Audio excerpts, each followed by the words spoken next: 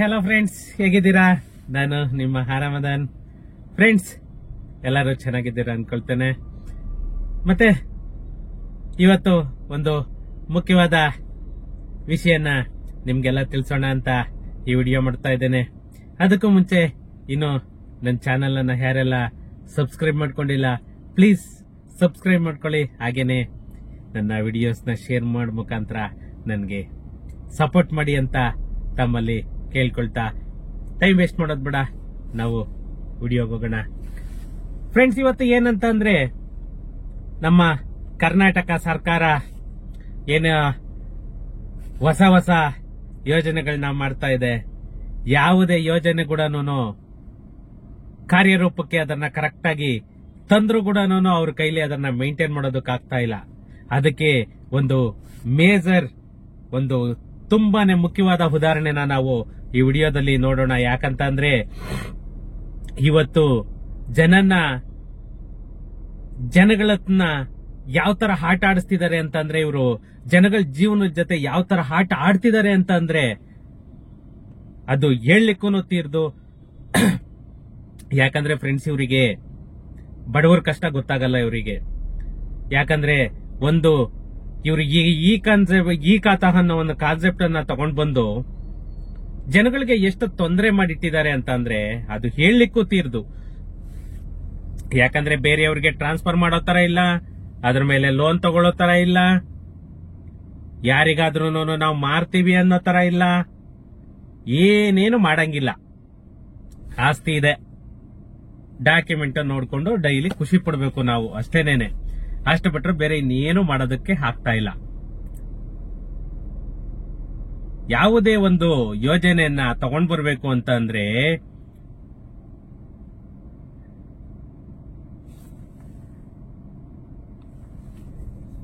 ಆ ಯೋಜನೆಯನ್ನ ತರೋದಕ್ ಮುಂಚೆ ಅವರು ಏನ್ ಮಾಡ್ಬೇಕು, ಅದನ್ನ ಟ್ರಯಲ್ ಅನ್ನ ನೋಡ್ಬೇಕು.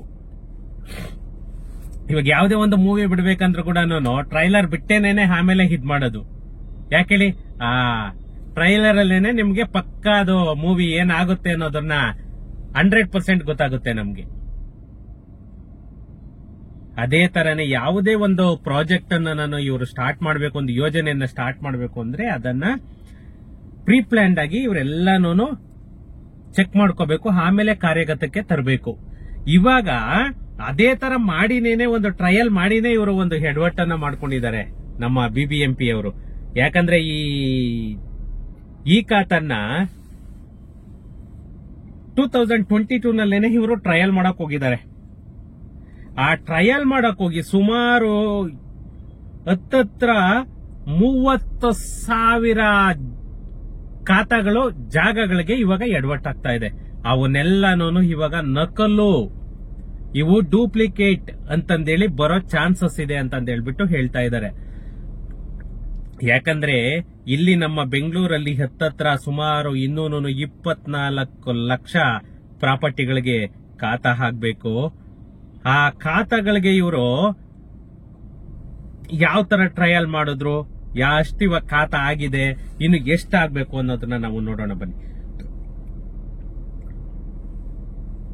ಫ್ರೆಂಡ್ಸ್, ಇವತ್ತು ನಮ್ಮ BBMP ಅವರಾಗ್ಬೋದು ಅಥವಾ ನಮ್ಮ ಕರ್ನಾಟಕ ಸರ್ಕಾರ ಆಗ್ಬೋದು, ಏನು ಈ ಖಾತಾ ಅನ್ನೋದನ್ನ ತಗೊಂಡ್ ಬಂದ್ರು. ಯಾಕಂತಂದ್ರೆ ಅವರು ತಂದಿರೋದು ಖಂಡಿತ ತಪ್ಪು ಅಂತ ಹೇಳಲ್ಲ, ಅವರು ಮಾಡ್ತಿರೋದು 100% ಅದು ಫ್ಯಾಕ್ಟ್, ನಿಜ. ಈ ಖಾತೆಯಿಂದ ಸುಮಾರು ಜನಗಳಿಗೆ ಇವತ್ತು ತೊಂದರೆ ಆಗಿದೆ. ಬಟ್ ಮುಂದೆ ನಮ್ಮ ಮುಂದಿನ ಪೀಳಿಗೆಗೆ ಯಾವುದೇ ತರ ಸಮಸ್ಯೆ ಅನ್ನೋದು ಸೃಷ್ಟಿ ಆಗಲ್ಲ. ಯಾಕಂತ ಅಂದ್ರೆ, ನಾವಿವತ್ತು ಏನು ಕಷ್ಟ ಅನುಭವಿಸ್ತಾ ಇದೀವಿ, ಯಾಕಂದ್ರೆ ಯಾರ್ದೋ ಜಾಗ, ಯಾರೋ ಓನರ್ ಇರ್ತಾನೆ, ಯಾರೋ ಬಂದು ಮನೆ ಕಟ್ಟಿರ್ತಾನೆ, ಹೆಂಗೋ ಫೇಕ್ ಡಾಕ್ಯುಮೆಂಟ್ ಅನ್ನ ಕ್ರಿಯೇಟ್ ಮಾಡ್ಕೊಂಡಿರ್ತಾರೆ, ಆ ಫೇಕ್ ಡಾಕ್ಯುಮೆಂಟ್ ಮೇಲೆ ಸೇಲ್ ಮಾಡ್ಬಿಟ್ಟಿರ್ತಾರೆ. ಈ ತರ ಎಲ್ಲಾನು ನೂರಾರು ಸಮಸ್ಯೆಗಳು ಇವಾಗ ಏನ್ ಸೃಷ್ಟಿ ಆಗ್ತಾ ಇದೆ. ಅದಕ್ಕೆಲ್ಲ ಕಡಿವಾಣ ಹಾಕಬೇಕು ಅಂತ ಹೇಳೇನೇನೆ ಮಾನ್ಯ ಮುಖ್ಯಮಂತ್ರಿಗಳು ಸಿದ್ದರಾಮಣ್ಣ ಅವರು ಒಳ್ಳೆ ಕಾನ್ಸೆಪ್ಟ್ ಅನ್ನ ತಗೊಂಡ್ ಬಂದ್ರು. ಬಟ್ ಅದನ್ನ ಯಾವ ರೀತಿ ಕಾರ್ಯರೂಪಕ್ಕೆ ತರಬೇಕು ಅನ್ನೋದ್ರಲ್ಲಿ ಇವರು ಹೇಳ್ಬೋದ್ರು. ಅಷ್ಟ ಬಿಟ್ರೆ ಬೇರೆ ಏನು ಇಲ್ಲ. ಯಾಕಂದ್ರೆ ಇವತ್ತು ನೋಡಿ, ಸುಮಾರು ನಮ್ಮ ಬೃಹತ್ ಬೆಂಗಳೂರು ಮಹಾನಗರ ಪಾಲಿಕೆನಲ್ಲೇನೆ ಸುಮಾರು 24 ಲಕ್ಷ ಪ್ರಾಪರ್ಟಿಗಳಿಗೆ ಖಾತಾ ಕೊಡೋದಕ್ಕೆ ಮುಂದಾಗಿರೋದು. ಸುಮಾರು ಕಳೆದ 1 ವರ್ಷದಿಂದ ಈ ಸಿದ್ಧತೆಯನ್ನ ಇವರು ಮಾಡ್ತಾನೆ ಇದ್ರು.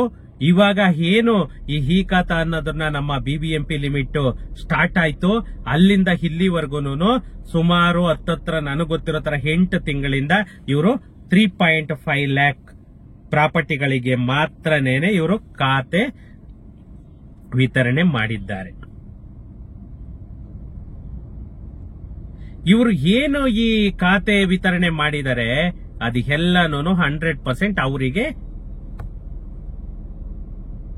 ಸೇಫ್ ಆದ್ರು. ಈ ಖಾತೆ ಕಾರ್ಯರೂಪಕ್ಕೆ ತರೋದಕ್ಕೂ ಮುಂಚೆ ಇವ್ರು ಮಾಡಿದ್ರಲ್ಲ ಟ್ರಯಲ್ ಅನ್ನ, ಆ 30,000 ಜನಕ್ಕೆ ಇವತ್ತು ಹೆಡ್ವಟ್ಟಾಗ್ತಾ ಇರೋದು.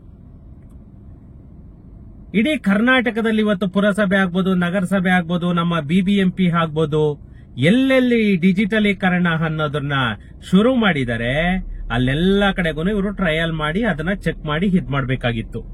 ಯಾಕಂದ್ರೆ ನೋಡಿ, ಇದು ಸುಮಾರು 2022ರಲ್ಲಿ ಬಿಬಿಎಂಪಿ ಇದು ಪ್ರಾಯೋಗಿಕ ಇ ಖಾತಾ ಅಂದ್ರೆ ಟ್ರೈಲರ್ ಏನು ಇವರು ಇದ್ ಮಾಡಿದ್ರು,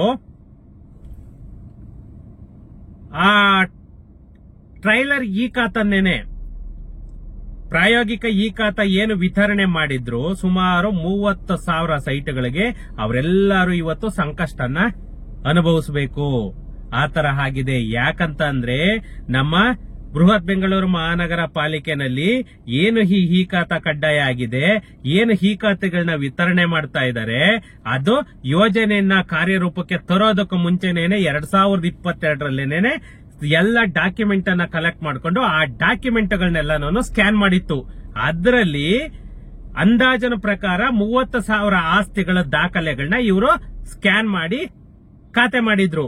ಅವೆಲ್ಲವೂ ಇವತ್ತು ನಕಲಿ ಅಂತಂದು ಹೇಳ್ಬಿಟ್ಟು ಸಿಸ್ಟಮ್ ಇದ್ ಮಾಡ್ತಾ ಇದೆ. ಯಾಕಂತಂದ್ರೆ ಇವಾಗ ಅವಾಗ ಯಾವ್ದೂನು ಖಾತೆ ಮಾಡಕ್ಕಾಗಲ್ಲ.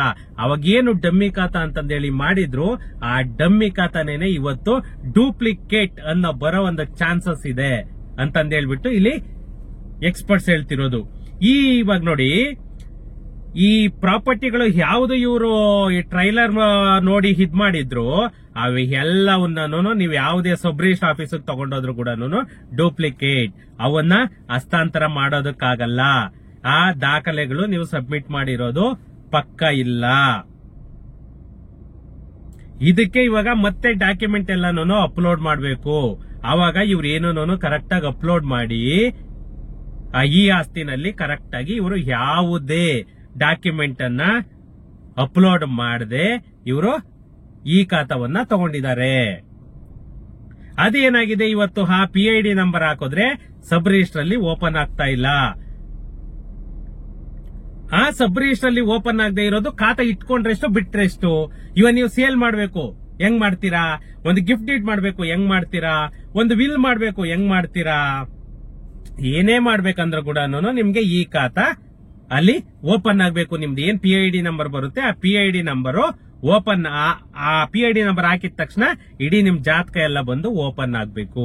ಅವಾಗ ಮಾತ್ರನೇನೆ ನಿಮ್ದು 100% ಅದು ಖಾತಾ ಜೆನ್ಯೂನ್ ಅಂತ ಹೇಳ್ಬಿಟ್ಟು.